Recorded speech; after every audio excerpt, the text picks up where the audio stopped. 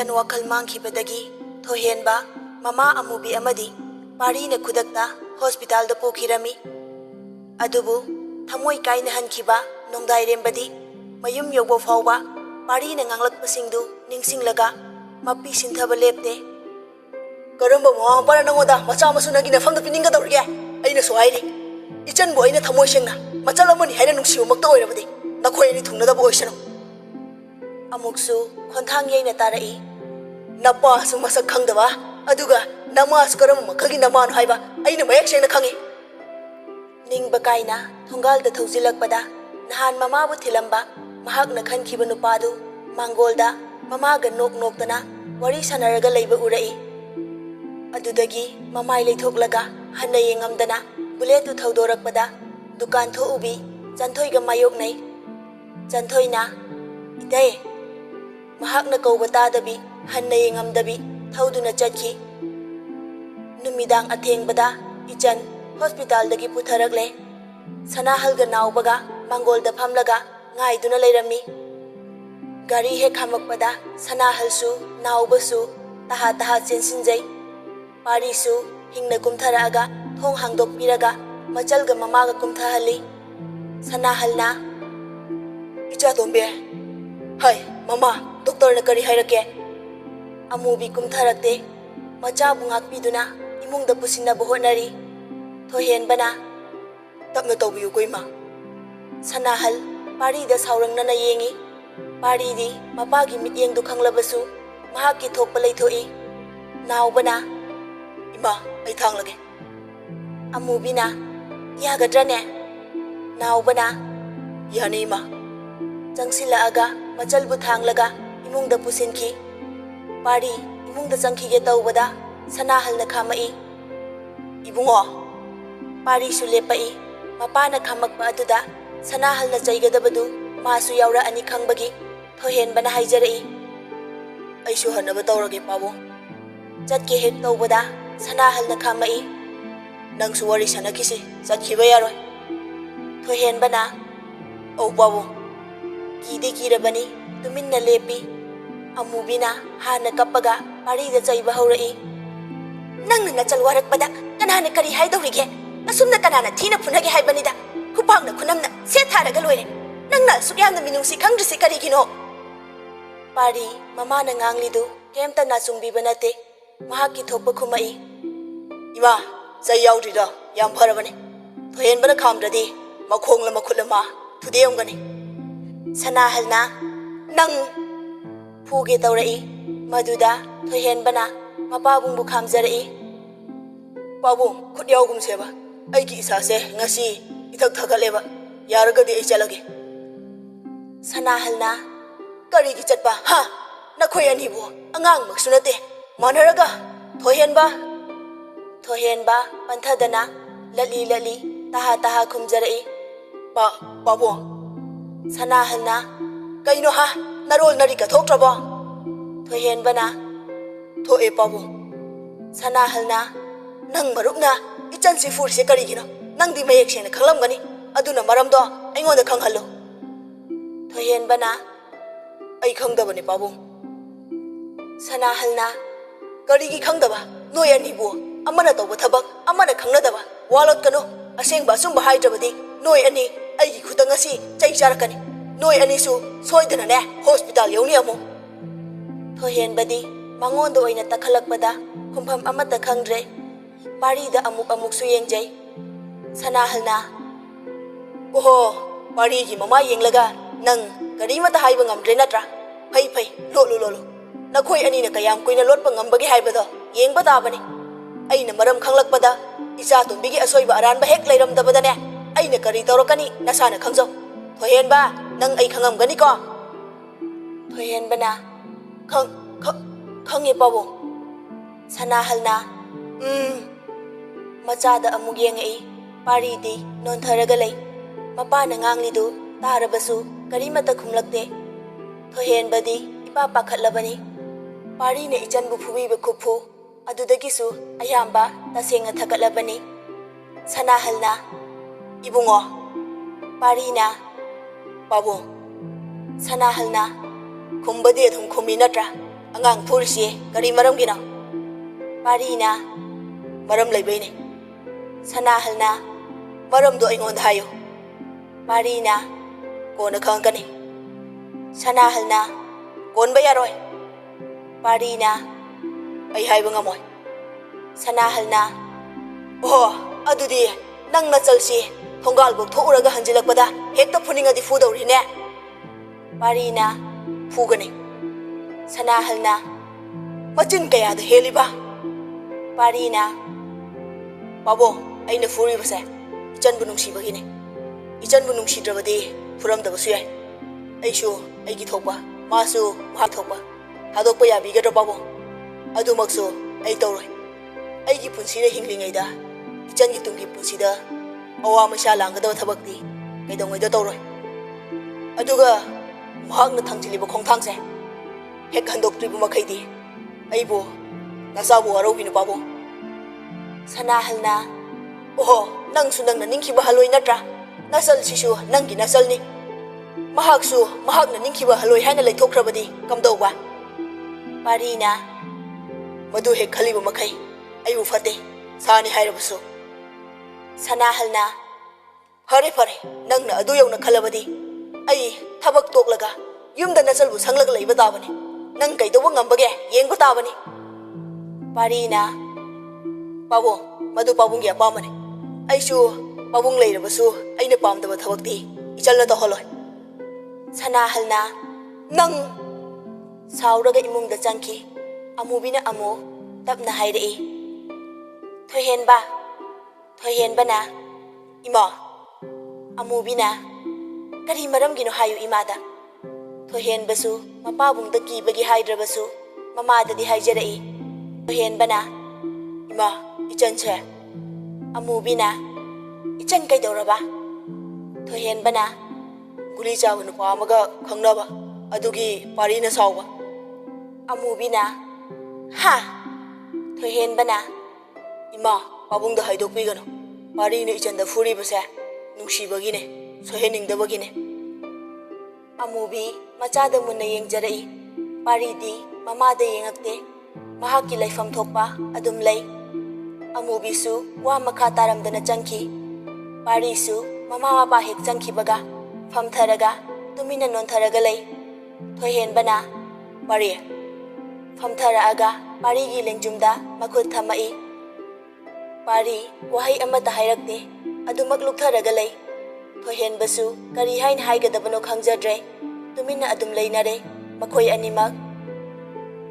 Ichan bu thanglaga pusinkiba naubana machan bu famungda famhalli. Ichan na taton ai hipke naubana yade monda nga tharaga famo tatona chak loire. Ichan na famjaba yen ngaubodo adusu ngaurine tatona indoine hidaguli ireibase sathogadabane.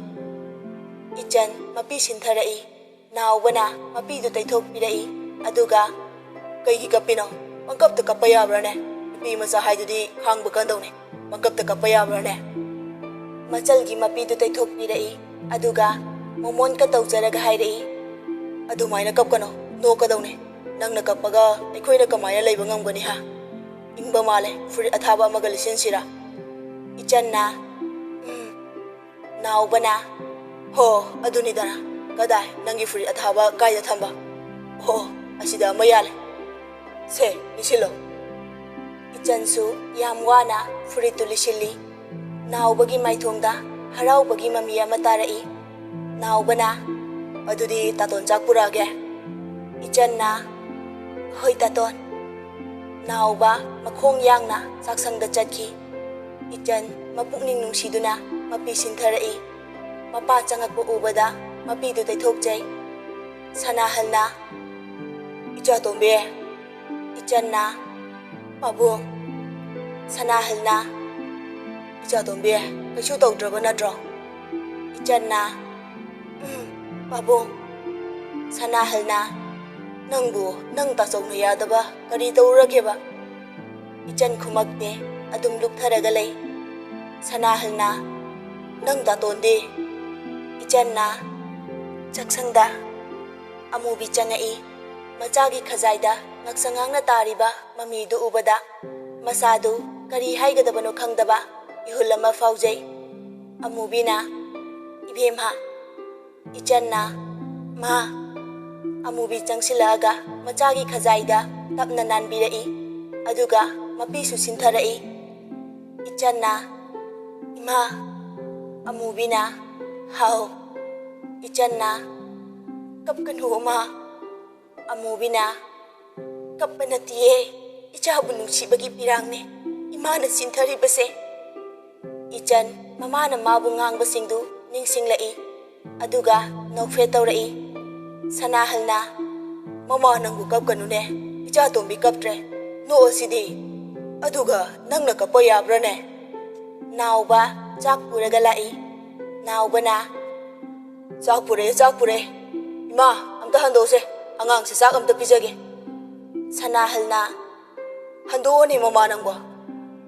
ꯁꯅꯥꯍꯜꯅ ꯑꯃꯨꯕꯤꯕꯨ ꯆꯤꯡꯊꯣꯛꯑꯒ ꯅꯥꯀꯜ ꯑꯃꯗ ꯐꯝꯍꯜꯂꯤ꯫ ꯅꯥꯎꯕꯅ ꯆꯥꯛꯇꯨ ꯃꯥꯒꯤ ꯇꯝꯄꯥꯛꯇ ꯊꯝꯂꯒ ꯃꯈꯨꯠ ꯍꯥꯝꯗꯣꯛꯑꯒ ꯏꯆꯟꯗ ꯏꯟꯕꯤꯔꯛꯏ꯫ ꯏꯆꯟꯁꯨ ꯃꯕꯨꯡꯒꯤ ꯃꯇꯧꯗ knock ꯅꯣꯛꯇꯅ ꯆꯥꯛꯇꯨ ꯆꯥꯖꯩ꯫ ꯆꯥꯛ ꯄꯤꯖꯕ ꯂꯣꯏꯕꯒ ꯍꯤꯗꯥꯛ ꯄꯤꯖꯔꯒ ꯇꯨꯝꯍꯟꯈ꯭ꯔꯦ꯫ ꯃꯆꯜ ꯍꯦꯛ ꯇꯨꯝꯈꯤꯕꯒ ꯅꯥꯎꯕ ꯃꯄꯤ ꯏꯔꯥ ꯆꯦꯜꯂꯒ ꯊꯣꯛꯈꯤ, ꯑꯗꯨꯒ ꯐꯃꯨꯡꯗ ꯀꯥꯈꯠꯇꯨꯅ ꯇꯨꯝꯃꯒ ꯂꯩꯈꯤ꯫ ꯄꯥꯔꯤꯁꯨ ꯆꯪꯉꯛꯄꯗ ꯊꯣꯡꯖꯤꯜꯗꯒꯤ ꯃꯆꯜꯅ ꯏꯁꯤꯁꯤꯅ ꯇꯨꯝꯂꯤꯕꯗꯨ ꯌꯦꯡꯖꯔꯒ ꯃꯇꯤꯟ ꯌꯣꯠꯁꯤꯜꯂꯒ ꯐꯃꯨꯡꯗ ꯀꯥꯈꯠꯇꯨꯅ ꯍꯤꯞꯈꯤ꯫ ꯅꯥꯎꯕꯁꯨ ꯄꯥꯔꯤꯁꯨ ꯑꯃꯠꯇ ꯇꯨꯝꯊꯕ ꯌꯥꯕꯗꯤ ꯅꯠꯇꯦ, ꯇꯨꯝꯕ ꯊꯦꯝꯂꯕꯁꯨ ꯇꯨꯝꯕ ꯑꯃꯠꯇ ꯌꯥꯅꯗꯦ꯫ ꯑꯗꯨꯗꯒꯤ ꯈꯪꯍꯧꯗꯅ ꯑꯈꯥꯛ ꯑꯔꯥꯎꯒ ꯂꯣꯏꯅꯅ ꯑꯀꯟꯕ ꯅꯣꯡ ꯆꯨꯊꯔꯛꯂꯦ꯫ ꯁꯅꯥꯍꯜꯒ ꯑꯃꯨꯕꯤꯒꯗꯤ ꯃꯆꯥꯒꯤ ꯃꯅꯥꯛꯇ ꯃꯆꯥꯕꯨ ꯁꯪꯗꯨꯅ ꯂꯩ, ꯅꯣꯡꯁꯨ ꯀꯟꯅ ꯇꯥꯏ꯫ ꯀꯨꯁꯨꯝꯒ ꯆꯟꯊꯣꯏꯒ ꯃꯥꯡꯒꯣꯜꯗ ꯅꯣꯡꯗꯥꯏꯔꯦꯝꯕ ꯍꯜꯂꯛꯇꯕꯒꯤ ꯉꯥꯏꯗꯨꯅ ꯂꯩ꯫ ꯆꯟꯊꯣꯏꯁꯨ ꯃꯅꯦꯕꯨ ꯁꯥꯎꯅꯤꯡꯕ ꯄꯣꯛꯂꯛꯏ꯫ ꯃꯇꯩ ꯌꯨꯝꯗ ꯍꯜꯂꯛꯀꯅꯤ ꯍꯥꯏꯕ ꯆꯟꯊꯣꯏꯅ ꯊꯥꯖꯗ꯭ꯔꯕꯅꯤ꯫ ꯀꯨꯁꯨꯝꯒꯤ ꯃꯥꯏꯊꯣꯡꯗ ꯑꯋꯥꯕꯒꯤ ꯃꯃꯤ ꯇꯥꯕ ꯎꯗ꯭ꯔꯤ ꯃꯤꯀꯨꯞꯁꯤꯗ ꯐꯥꯎꯕ꯫ ꯃꯇꯩꯅ ꯅꯍꯥꯟꯒꯩ ꯃꯅꯦꯕꯨ ꯁꯥꯎꯕꯒꯤ ꯃꯔꯝ ꯃꯍꯥꯛꯁꯨ ꯈꯪꯂꯕꯅꯤ꯫ ꯀꯔꯤꯕꯨ ꯍꯥꯏꯔꯨꯅꯤ, ꯇꯨꯃꯤꯟꯅ ꯑꯗꯨꯝ ꯐꯝꯂꯒ ꯂꯩ꯫ ꯅꯤꯡꯊꯝꯊꯥꯗ ꯅꯣꯡ ꯆꯨꯕ ꯍꯥꯏꯁꯤꯗꯕꯨ ꯃꯍꯧꯁꯥꯒ ꯄꯥꯛꯅ ꯆꯨꯒꯟꯗꯕꯅꯤꯅ ꯏꯪꯕꯁꯨ ꯌꯥꯝꯅ ꯍꯦꯜꯂꯤ꯫ ꯆꯟꯊꯣꯏꯅ "ꯅꯦꯅꯦ, ꯏꯇꯩꯗꯣ ꯍꯜꯂꯛꯇ꯭ꯔꯤꯁꯤꯕꯨ ꯀꯃꯥꯏ ꯇꯧꯗꯣꯏꯅꯣ?" ꯀꯨꯁꯨꯝ ꯑꯋꯥꯕ ꯑꯃꯠꯇ ꯎꯠꯇꯅ ꯇꯞꯅ ꯈꯨꯝꯃꯛꯏ꯫ "ꯍꯜꯂꯛꯀꯅꯤ, ꯉꯥꯏꯍꯥꯛ ꯁꯥꯎꯕꯒꯤ ꯑꯗꯨꯛ ꯇꯧꯔꯤꯕꯅꯤ, ꯑꯏꯪꯕꯁꯤꯗ ꯀꯗꯥꯏꯗꯕꯨ ꯂꯩꯔꯝꯒꯅꯤ, ꯅꯣꯡꯒ ꯇꯥꯕꯅꯦ, ꯐꯣꯟꯁꯨ ꯆꯠꯇꯦ ꯍꯥꯏꯗꯥꯏ?" ꯆꯟꯊꯣꯏꯅ "ꯆꯠꯇꯤꯌꯦ ꯅꯦꯅꯦ." ꯀꯨꯁꯨꯝꯅ "ꯑꯃꯨꯛ ꯅꯥꯔꯛꯂꯕꯗꯤ ꯀꯝꯗꯧꯅꯤ ꯑꯩꯗꯤ?" ꯆꯟꯊꯣꯏꯒꯤ ꯋꯥꯈꯜꯗ ꯈꯟꯖꯩ, ꯃꯅꯦꯒꯤ ꯋꯥꯈꯜꯗ ꯃꯇꯩꯒꯤ ꯅꯨꯡꯁꯤꯕ ꯃꯆꯦꯠ ꯑꯃꯠꯇ ꯄꯣꯛꯂꯝꯃꯣꯏ ꯍꯥꯏꯅ꯫ ꯃꯍꯥꯛ ꯑꯣꯏꯔꯕꯁꯨ ꯃꯇꯩꯅ ꯇꯧꯔꯤꯕ ꯊꯕꯛꯁꯤ ꯁꯣꯏꯗꯅ ꯇꯧꯔꯝꯒꯅꯤ꯫ ꯆꯟꯊꯣꯏꯅ "ꯅꯦꯅꯦ, ꯆꯪꯉꯁꯦ." ꯀꯨꯁꯨꯝꯅ "ꯆꯪꯉꯁꯤ." ꯆꯟꯊꯣꯏ ꯃꯅꯦꯒꯤ ꯃꯥꯡ ꯊꯥꯔꯒ ꯆꯪꯈꯤ꯫ ꯀꯨꯁꯨꯝ ꯊꯣꯡꯒꯥꯜꯂꯣꯝꯗ ꯍꯟꯅ ꯌꯦꯡꯂꯒ ꯏꯃꯨꯡꯗ ꯆꯪꯈꯤ꯫ ꯑꯍꯤꯡꯒꯤ ꯑꯃꯝꯕꯅ ꯑꯃꯗꯤ ꯉꯁꯤꯒꯤ ꯅꯣꯡꯖꯨ ꯑꯁꯤꯅ ꯅꯣꯡꯗꯥꯏꯔꯦꯝꯕꯕꯨ ꯀꯗꯥꯏ ꯇꯥꯟꯅ ꯄꯨꯔꯝꯒꯅꯤ, ꯀꯗꯥꯏꯗ ꯂꯣꯠꯂꯝꯒꯅꯤ, ꯀꯅꯥ ꯑꯃꯠꯇꯅ ꯈꯪꯕ ꯃꯃꯥꯅ ꯐꯥꯎꯕ ꯃꯆꯥꯕꯨ ꯊꯧꯁꯥꯕꯤꯗ꯭ꯔꯦ꯫ ꯍꯥꯟꯅꯒꯤ ꯍꯥꯃꯨ ꯍꯥꯃꯨꯗ ꯑꯗꯨꯝ ꯍꯜꯂꯛꯀꯅꯤ ꯈꯜꯂꯒ ꯂꯩꯈꯤ꯫ ꯅꯣꯡ ꯈꯥꯛꯄ ꯂꯥꯎꯕ ꯇꯧꯕꯗ ꯏꯆꯟ ꯃꯃꯪꯗ ꯈꯪꯂꯒ ꯂꯥꯎꯔꯛꯏ꯫ "ꯏꯃꯥ!" ꯑꯃꯨꯕꯤꯅ "ꯏꯕꯦꯝꯃ, ꯀꯩꯗꯧꯔꯒꯦ ꯅꯪꯕꯣ?" ꯃꯆꯥꯅ ꯂꯥꯎꯔꯛꯄꯗ ꯄꯥꯈꯠꯅ ꯀꯧꯖꯩ꯫ ꯁꯅꯥꯍꯜꯅ "ꯀꯩꯗꯧꯔꯒꯦꯅꯦ ꯏꯆꯥꯇꯣꯝꯕꯤ, ꯏꯆꯥꯇꯣꯝꯕꯤ, ꯀꯩꯗꯧꯔꯒꯦ ꯅꯪꯕꯣ?" ꯑꯃꯨꯕꯤꯅ "ꯃꯃꯪꯗ ꯈꯪꯂꯤꯕ ꯑꯣꯏꯔ ꯃꯥꯜꯂꯦ." ꯀꯥ ꯊꯪꯅꯕꯗ ꯂꯩꯔꯤꯕ ꯄꯥꯔꯤꯒ ꯅꯥꯎꯕꯒꯁꯨ ꯄꯥꯈꯠꯅ ꯐꯨꯛ ꯐꯨꯛ ꯍꯧꯒꯠꯂꯒ ꯀꯩꯗꯧꯔꯕꯅꯣ ꯍꯥꯏꯅ ꯆꯦꯟꯁꯤꯜꯂꯛꯏ꯫ ꯀꯔꯤꯁꯨ ꯇꯧꯔꯝꯗꯕꯗꯨꯗ ꯑꯃꯨꯛ ꯇꯨꯃꯤꯟꯅ ꯊꯣꯛꯅꯈꯤ꯫ ꯅꯨꯃꯤꯠ ꯑꯁꯤꯗꯒꯤ ꯏꯆꯟ ꯑꯃꯗꯤ ꯅꯣꯡꯗꯥꯏꯔꯦꯝꯕ ꯄꯥꯎ ꯐꯥꯎꯅꯈꯤꯗ꯭ꯔꯦ꯫ ꯑꯃꯅ ꯑꯃꯗ ꯀꯣꯜ ꯇꯦꯛꯁ ꯑꯃꯠꯇ ꯊꯥꯅꯈꯤꯗ꯭ꯔꯦ꯫ ꯄꯥꯔꯤꯅꯁꯨ ꯏꯆꯟꯕꯨ ꯃꯤꯀꯨꯞ ꯈꯨꯗꯤꯡ ꯁꯦꯟꯅꯔꯒ ꯂꯩꯈꯤꯕꯅ ꯏꯆꯟꯅ ꯅꯣꯡꯗꯥꯏꯔꯦꯝꯕꯗ ꯄꯥꯎ ꯐꯥꯎꯖꯕ ꯉꯝꯕꯒꯤ ꯊꯧꯅꯥꯁꯨ ꯂꯩꯇꯦ꯫ ꯄꯥꯔꯤꯅ ꯀꯌꯥꯝ ꯕꯦꯔꯥ ꯀꯥꯒꯦ ꯍꯥꯏꯕꯗ ꯏꯆꯜꯒꯤ ꯃꯣꯕꯥꯏꯜ ꯃꯍꯥꯛꯅ ꯑꯌꯥꯝꯕ ꯑꯗꯨꯝ ꯄꯥꯏꯁꯤꯜꯂꯒ ꯂꯩꯈꯤ꯫ ꯀꯣꯏꯕ ꯂꯥꯡꯕ ꯇꯣꯛꯊꯣꯛꯂꯒ ꯃꯆꯟ ꯁꯦꯟꯅꯔꯒ ꯂꯩꯈꯤ꯫ ꯃꯁꯤꯒ ꯏꯔꯣꯏꯅꯅ ꯄꯔꯤꯈ꯭ꯌꯥ ꯊꯥꯒꯗꯕꯁꯨ ꯅꯛꯁꯤꯜꯂꯛꯄꯅ ꯄꯨꯝꯅꯃꯛ ꯈꯪꯖꯤꯜꯂꯒ ꯂꯥꯏꯔꯤꯛꯇ ꯃꯥꯏ ꯑꯣꯟꯁꯤꯜꯂꯒ ꯂꯩꯖꯩ ꯏꯆꯟ꯫ ꯑꯗꯨꯕꯨ ꯈꯟꯊꯔꯛꯄ ꯃꯤꯀꯨꯞꯇ ꯏꯆꯟ ꯄꯨꯕ ꯊꯥꯡꯕ ꯉꯝꯗꯕ ꯄꯣꯠꯂꯨꯝ ꯑꯃꯅ ꯅꯟꯊꯔꯛꯄꯒꯨꯝ ꯈꯥꯡꯕꯗ ꯌꯥꯝꯅ ꯋꯥꯖꯔꯝꯃꯤ꯫ ꯋꯥꯕ ꯍꯦꯟꯃꯜꯂꯛꯄꯒꯤ ꯇꯞꯅ ꯏꯃꯨꯡꯗꯒꯤ ꯊꯣꯔꯛꯏ꯫ ꯁꯨꯃꯥꯡꯗ ꯃꯕꯨꯡ ꯑꯅꯤ ꯑꯃꯗꯤ ꯃꯃꯥ ꯃꯄꯥ ꯂꯣꯏꯅ ꯅꯨꯡꯁꯥ ꯌꯥꯏꯔꯒ ꯂꯩꯔꯝꯃꯤ꯫ ꯑꯃꯨꯕꯤꯅ "ꯀꯩꯗꯧꯔꯒꯦ?" ꯁꯅꯥꯍꯜꯅ "ꯀꯩꯗꯧꯔꯒꯦ ꯏꯆꯥꯇꯣꯝꯕꯤ?" ꯏꯆꯟ ꯀꯤꯕꯅ ꯋꯥ ꯑꯃꯠꯇ ꯍꯥꯏꯕ ꯉꯝꯗ꯭ꯔꯦ ꯄꯥꯔꯤ ꯂꯩꯕꯁꯤꯗ꯫ ꯅꯥꯎꯕꯅ "ꯀꯩꯗꯧꯔꯒꯦ ꯅꯪꯕꯣ?" ꯏꯆꯟꯅ "ꯁꯅꯥꯊꯣꯏ ꯍꯣꯏꯗ ꯆꯠꯂꯨꯒꯦ." ꯄꯥꯔꯤꯅ ꯍꯪꯂꯛꯏ ꯃꯗꯨꯗ "ꯀꯩꯗꯧꯕ ꯆꯠꯇꯣꯏꯕ?" ꯏꯆꯟꯅ "ꯆꯠꯇ ꯀꯨꯏꯔꯦ ꯑꯗꯨꯒꯤ ꯆꯠꯂꯨꯒꯦ ꯇꯧꯕꯅꯦ." ꯄꯥꯔꯤꯅ "ꯃꯣꯕꯥꯏꯜ ꯄꯨꯈꯤꯕ ꯌꯥꯔꯣꯏ, ꯊꯅꯝꯃꯨ. ꯑꯗꯨꯒ ꯀꯨꯏꯅ ꯂꯩꯔꯛꯄꯁꯨ ꯌꯥꯔꯣꯏ. ꯅꯁꯥꯅ ꯈꯪꯅ ꯆꯠꯍꯜꯂꯣ." ꯏꯆꯟꯅ "ꯍꯣꯏ ꯇꯥꯆꯧ." ꯄꯥꯔꯤꯅ "ꯑꯗꯨꯒ ꯀꯥꯇꯨ ꯀꯥꯔꯟ ꯍꯦꯛ ꯇꯧꯔꯝꯃꯕ ꯑꯩ ꯐꯠꯇꯦ ꯍꯥꯏꯅꯣ." ꯅꯥꯎꯕꯅ "ꯑꯁ ꯀꯩꯅꯣ ꯇꯥꯆꯧ, ꯇꯥꯆꯧ ꯍꯦꯛ ꯆꯠꯃꯤꯟꯅꯔꯨꯔꯣ." ꯄꯥꯔꯤꯅ "ꯅꯃꯥꯏꯗꯣ ꯊꯣꯝꯍꯧꯔꯣꯅ." ꯃꯈꯨꯠ ꯊꯥꯡꯒꯠꯂꯒ ꯊꯣꯝꯃꯛꯀꯦ ꯇꯧꯏ꯫ ꯅꯥꯎꯕꯅ "ꯉꯝꯃꯦꯅ ꯑꯁꯨꯝꯕꯁꯦ ꯍꯦꯛꯇ ꯍꯥꯏꯔꯛꯀꯅꯤꯕ." ꯄꯥꯔꯤꯅ "ꯅꯪ ꯅꯊꯧ ꯂꯩꯇꯅ ꯄꯪꯌꯥꯎ ꯌꯥꯎꯔꯤꯗꯨ ꯀꯩꯒꯤꯅꯣꯕ?" ꯅꯥꯎꯕꯅ "ꯇꯥꯆꯧꯅ ꯉꯝꯃꯦꯅ ꯇꯧꯔꯤꯗꯣ ꯇꯧꯕ ꯌꯥꯏꯅ ꯄꯪꯇꯧ ꯇꯧꯅꯣ ꯍꯥꯏꯕꯅꯤꯗ." ꯄꯥꯔꯤꯅ "ꯑꯗꯩꯗꯤ ꯅꯪ ꯅꯃꯥꯏꯗꯣ ꯁꯣꯏꯗꯅ ꯃꯊꯥ ꯃꯊꯥ ꯄꯣꯝꯃꯛꯑꯅꯤ." ꯅꯥꯎꯕꯅ "ꯄꯣꯝꯍꯟꯕꯤꯔꯣ." ꯄꯥꯔꯤꯅ "ꯅꯥꯎꯕ." ꯅꯥꯎꯕꯅ "ꯇꯥꯆꯧꯅ ꯑꯉꯥꯡ ꯀꯣꯏꯁꯦꯟ ꯁꯦꯟꯅꯔꯒ ꯂꯩꯗꯧ ꯁꯔꯨꯛ ꯏꯇꯩꯃ ꯑꯣꯏꯅ ꯁꯦꯟꯅꯔꯣ, ꯏꯇꯩꯃ ꯑꯣꯏꯅ ꯊꯤꯕꯤꯔꯣ." ꯄꯥꯔꯤꯅ "ꯅꯪ..." ꯃꯃꯥꯒ ꯃꯄꯥꯒꯅ ꯋꯥ ꯃꯈꯥ ꯁꯝꯊꯔꯛꯑꯅꯤ ꯈꯪꯕꯒꯤ ꯐꯨꯛ ꯍꯧꯒꯠꯂꯒ ꯏꯃꯨꯡꯗ ꯆꯪꯈꯤ꯫ ꯅꯥꯎꯕꯅ "ꯑꯣ ꯀꯣꯏꯆꯦꯟ ꯆꯦꯜꯂꯒ ꯀꯌꯥꯝ ꯀꯨꯏꯅ ꯈꯥꯡꯗꯣꯏꯅꯣ? ꯑꯩꯗꯤ ꯍꯣꯔꯣꯟ ꯈꯣꯡꯕ ꯂꯦꯞꯄ ꯌꯥꯗꯦ. ꯇꯉꯥꯏ ꯐꯗ꯭ꯔꯅ ꯇꯛꯁꯤꯜꯂꯛꯀꯅꯤꯀꯣ. ꯀꯥꯟꯊꯣꯛꯂꯒ ꯆꯠꯄ ꯀꯥꯏꯗꯨꯗꯤ ꯁꯨꯡꯑꯣꯏ ꯑꯣꯏꯊꯣꯛꯂꯔꯣꯏ." ꯑꯃꯨꯕꯤꯅ ꯋꯥꯄꯥꯡ ꯁꯜꯂꯛꯏ꯫ "ꯏꯃꯥ ꯌꯥꯏ ꯍꯥꯏꯁꯤꯅꯤ. ꯅꯨꯄꯤ ꯊꯤꯌꯨ ꯌꯥꯗꯕ ꯃꯈꯣꯏꯗꯤ ꯑꯐꯕ ꯑꯃꯠꯇ ꯍꯥꯏꯔꯣꯏꯗꯧꯅꯤ. ꯀꯔꯤꯃꯠꯇ ꯍꯥꯏꯔꯣꯏꯗꯧꯅꯤ ꯏꯆꯥꯁꯤꯗꯤ." ꯁꯅꯥꯍꯜꯅ "ꯏꯆꯥꯇꯣꯝꯕꯤ, ꯅꯪꯅ ꯆꯠꯅꯤ ꯍꯥꯏꯗꯨ ꯆꯠꯂꯨꯔꯣ. ꯅꯕꯨꯡꯒ ꯅꯃꯥ ꯑꯉꯥꯎꯕꯤꯒꯁꯤꯅ ꯉꯥꯡꯕ ꯇꯥꯔꯒ ꯂꯩꯔꯗꯤ ꯅꯨꯃꯤꯠ ꯇꯥꯔꯛꯄꯅ ꯍꯥꯟꯈꯤꯅꯤ." ꯏꯆꯟ ꯍꯣꯏ ꯍꯥꯏꯕꯒꯤ ꯃꯑꯣꯡꯗ ꯆꯠꯈꯤ꯫ ꯁꯅꯥꯍꯜ ꯃꯆꯥꯕꯨ ꯅꯨꯡꯁꯤꯅ ꯌꯦꯡꯖꯍꯧꯏ꯫ ꯁꯅꯥꯍꯜꯅ "ꯑꯁꯨꯛ ꯌꯥꯝꯅ ꯅꯨꯡꯁꯤꯕ ꯃꯆꯜ ꯑꯁꯤꯕꯨ ꯃꯥꯅ ꯁꯥ ꯁꯟꯗ ꯑꯃꯗꯤ ꯍꯤꯡꯆꯥ ꯌꯥꯏꯇꯝꯕꯗ ꯐꯨꯒꯗꯧꯕ ꯃꯑꯣꯡꯗ ꯍꯦꯛꯇ ꯐꯨꯕꯤꯕ. ꯀꯟꯈ꯭ꯔꯦꯗ ꯅꯪꯒꯤ ꯊꯃꯣꯏꯁꯦ ꯏꯕꯨꯡꯉꯣ." ꯑꯃꯨꯕꯤꯅ "ꯀꯔꯤꯅꯣ ꯃꯗꯨ ꯑꯗꯨꯝ ꯈꯟꯖꯤꯜꯂꯒ ꯂꯩꯔꯤꯗꯨꯕꯣ? ꯀꯥꯎꯊꯣꯛꯄ ꯈꯔꯁꯨ ꯇꯝꯃꯣ." ꯁꯅꯥꯍꯜꯅ "ꯏꯍꯦ, ꯅꯤꯡꯁꯤꯡꯗ꯭ꯔꯕꯗꯤ ꯀꯔꯤꯅꯣ? ꯑꯩꯕꯨ ꯑꯁꯨꯛ ꯅꯨꯡꯁꯤꯈ꯭ꯔꯕꯤ ꯅꯪ ꯀꯥꯁꯦ ꯀꯥꯎꯊꯣꯛꯈ꯭ꯔꯣ ꯍꯥꯏꯕ꯭ꯔꯣ?" ꯅꯥꯎꯕꯅ "ꯑꯁ ꯇꯜꯂꯤꯗ ꯑꯣꯏꯕ, ꯉꯥꯏꯍꯥꯛꯇ ꯐꯝꯕꯗꯅꯦ ꯐꯝꯐꯝ ꯈꯪꯗꯦ." ꯐꯨꯛ ꯍꯧꯒꯠꯂꯒ ꯊꯣꯡꯒꯥꯜꯂꯣꯝꯗ ꯆꯠꯈꯤ꯫ ꯁꯅꯥꯍꯜꯁꯨ ꯏꯀꯥꯏ ꯈꯪꯗ ꯂꯥꯍꯧꯏ꯫ ꯁꯅꯥꯍꯜꯅ "ꯅꯈꯣꯏꯁꯨ ꯈꯔ ꯇꯝꯁꯤꯜꯂꯨꯅꯦ, ꯅꯌꯥꯝꯕꯗꯧꯅ ꯑꯃꯨꯛ ꯅꯪꯁꯨ ꯊꯣꯡꯒꯥꯜ ꯊꯣꯛꯄ ꯍꯧꯔꯕ꯭ꯔꯥ?" ꯅꯥꯎꯕꯅ "ꯑꯣ ꯌꯥꯔꯦ ꯌꯥꯔꯦ, ꯑꯩ ꯏꯀꯥꯏꯖꯩꯀꯣ, ꯅꯣꯏꯅ ꯏꯀꯥꯏꯗ꯭ꯔꯁꯨ. ꯑꯩ ꯏꯀꯥꯏꯖꯩ. ꯉꯥꯡꯕ ꯌꯥꯏ ꯈꯪꯗꯦ ꯌꯥꯗꯦ ꯈꯪꯗꯦ ꯍꯦꯛꯇ ꯄꯉꯥꯡꯗ ꯉꯥꯡꯉꯤꯕ. ꯌꯥꯏ ꯌꯥꯏꯌꯦꯅ ꯄꯉꯥꯡꯗ ꯉꯥꯡꯅꯒꯨꯝꯁꯦ." ꯂꯥꯎ ꯂꯥꯎꯗꯅ ꯊꯣꯛꯈꯤ꯫ ꯑꯃꯨꯕꯤꯅ "ꯀꯔꯤꯅꯣ ꯑꯉꯥꯡ ꯃꯃꯥꯡꯗ ꯃꯈꯣꯏ ꯄꯥꯕꯨꯡꯅ ꯉꯥꯡꯂꯤꯗꯨꯕꯣ?" ꯁꯅꯥꯍꯜꯅ "ꯇꯨꯃꯤꯟ ꯂꯩꯌꯨ, ꯑꯩꯁꯨ ꯅꯥꯟꯊꯣꯛꯈꯤꯕꯅꯤ. ꯏꯀꯥꯏ ꯈꯪꯗꯒꯤ ꯑꯩꯁꯨꯅꯦ ꯑꯣꯟꯊꯣꯛꯑꯒ ꯉꯥꯡꯂꯤꯗꯅ." ꯑꯃꯨꯕꯤꯅ "ꯍꯅꯨꯊꯪꯗ ꯅꯆꯥ ꯄꯥꯈꯪ ꯂꯩꯁꯥꯕꯤꯅꯦ ꯌꯪ ꯌꯪ ꯐꯥꯔꯀꯥꯟꯗ ꯅꯪꯅ ꯇꯧꯔꯤꯗꯨꯕꯨ ꯑꯩꯕꯨ?" ꯁꯅꯥꯍꯜꯅ "ꯍꯣ ꯏꯕꯦꯝꯃ, ꯅꯨꯡꯁꯤꯕꯕꯨ ꯍꯅꯨꯔꯦ, ꯏꯆꯥ ꯄꯥꯈꯪ ꯂꯩꯁꯥꯕꯤ ꯐꯥꯔꯦꯅ ꯆꯥꯡ ꯍꯟꯊꯕ ꯌꯥꯕ꯭ꯔꯣꯅꯦ? ꯍꯅꯨꯖꯔꯁꯨ ꯅꯪꯁꯦ ꯑꯩꯒꯤ ꯃꯤꯠꯇꯗꯤ ꯍꯦꯂꯣꯏ ꯑꯇꯣꯝꯕꯤꯗꯧꯅ ꯐꯖꯔꯤꯅꯦ." ꯑꯃꯨꯕꯤꯅ "ꯇꯟꯖꯩꯗ, ꯑꯁꯨꯛ ꯏꯀꯥꯏꯕ ꯈꯪꯗꯕꯁꯤꯕꯨ. ꯑꯩꯗ ꯆꯠꯆꯍꯧꯔꯒꯦ." ꯁꯅꯥꯍꯜꯅ "ꯉꯥꯏꯈꯣꯅꯦ, ꯏꯆꯥ ꯅꯨꯄꯥ ꯑꯅꯤ ꯏꯃꯧ ꯅꯨꯄꯤꯒꯤꯅꯤ. ꯏꯆꯥ ꯅꯤꯉꯣꯜ ꯑꯃꯈꯛ ꯌꯥꯎꯕꯁꯤꯁꯨ ꯅꯌꯥ ꯅꯨꯄꯥꯒꯤꯅꯤ. ꯑꯗꯨꯒ ꯅꯪꯅ ꯑꯩꯒꯤ, ꯑꯩꯅ ꯅꯪꯒꯤ ꯈꯪꯉꯦꯗꯅ. ꯃꯁꯤꯗꯤ..." ꯑꯃꯨꯕꯤꯗꯤ ꯏꯃꯨꯡꯗ ꯆꯪꯈ꯭ꯔꯕꯅꯤ꯫ ꯁꯅꯥꯍꯜꯗꯤ ꯅꯥꯎꯕꯅ ꯆꯠꯈꯤꯕꯗꯨꯁꯨ ꯌꯦꯡꯉꯤ, ꯃꯍꯥꯛꯀꯤ ꯅꯨꯄꯤꯅ ꯆꯪꯈꯤꯕꯗꯨꯁꯨ ꯌꯦꯡꯉꯤ꯫ ꯑꯗꯨꯒ ꯀꯔꯤ ꯋꯥꯈꯜ ꯈꯜꯂꯕꯅꯣ ꯈꯪꯗꯦ, ꯃꯊꯟꯇ ꯅꯣꯛꯆꯍꯧꯏ꯫ ꯏꯆꯟꯁꯨ ꯇꯞꯅ ꯃꯨꯠ ꯂꯩꯇ ꯂꯩꯇꯅ ꯁꯅꯥꯊꯣꯏ ꯍꯣꯏꯒꯤ ꯌꯨꯝ ꯌꯧꯔꯦ꯫ ꯁꯅꯥꯊꯣꯏꯒꯤ ꯀꯥꯗ ꯆꯪꯂꯒ ꯇꯨꯃꯤꯟ ꯍꯤꯞꯄꯒ ꯂꯩ꯫ ꯁꯅꯥꯊꯣꯏꯅ ꯆꯪꯉꯛꯄꯗ ꯏꯆꯟꯅ ꯇꯨꯝꯃꯒ ꯂꯩꯔꯝꯕꯗꯨꯗ ꯍꯥꯏꯔꯞ ꯌꯦꯡꯉꯤ꯫ ꯑꯗꯨꯕꯨ ꯀꯩꯝꯇꯗꯤ ꯍꯥꯏꯗꯦ꯫ ꯃꯥꯅ ꯇꯧꯔꯤꯕ ꯃꯊꯧꯗꯨ ꯇꯧꯕ ꯂꯣꯏꯔꯒ ꯏꯆꯟꯒꯤ ꯅꯥꯛꯇ ꯇꯞꯅ ꯐꯝꯃꯒ ꯋꯥ ꯉꯥꯡꯕ ꯍꯧꯔꯛꯏ꯫ ꯁꯅꯥꯊꯣꯏꯅ "ꯀꯩꯗꯧꯔꯒꯦ ꯑꯃꯨꯛ ꯁꯤꯗ ꯂꯥꯛꯑꯒ ꯄꯜꯂꯤꯁꯤꯅ? ꯅꯌꯨꯝꯗ ꯇꯨꯝꯕꯒ ꯑꯝꯇ ꯐꯪꯗ꯭ꯔꯕꯣꯕ?" Ichan Sanathoi-lomda onsilaaga hipna adum haira'i. Kisu tawdi sum lakpane.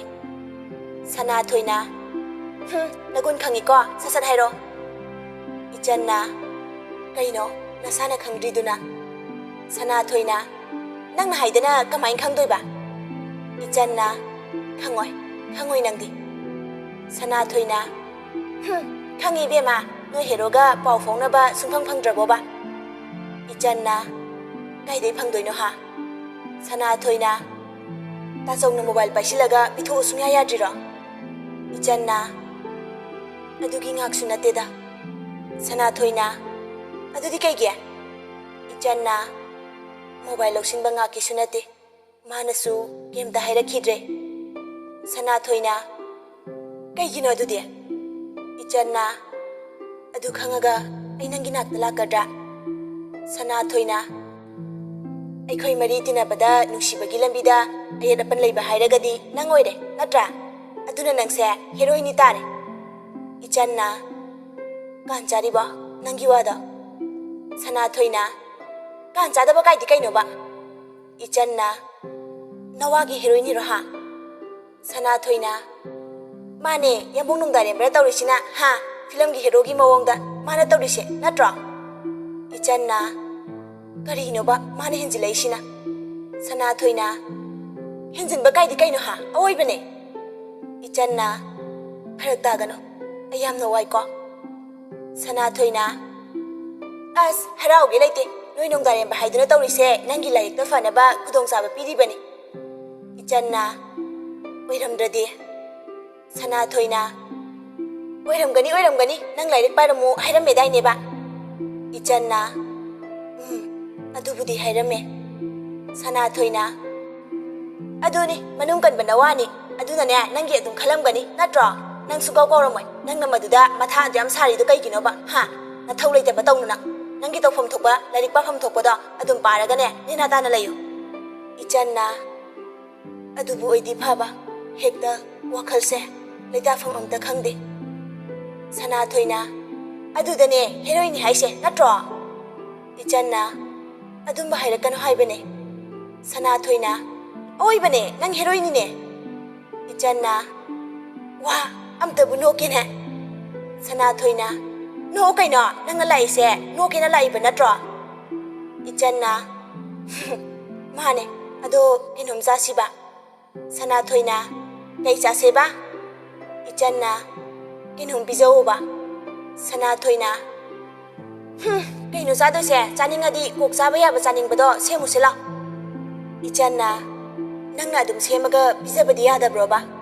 Sanathoi-na nangsu kadardi ba. Ichan na karino kadar kaidi. Sanathoi-na kadar haidi kadar. Ichan na haiba yaina pangai haiganuna. Sanathoi-na aina haidokse mana koina haijile yengune. Ichan na nang ay amatani kaino. Sanathoi-na haiba yaina panghaida haijilo nang ama.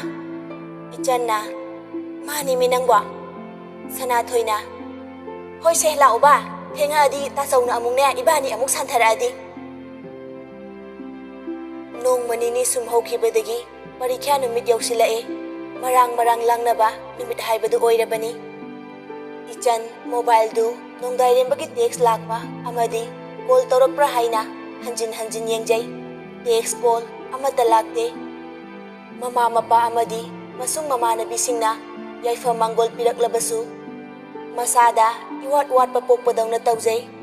Parina machalbu thinbirai. Parina fajana tharamuko fajana amata kalamdabi iramo.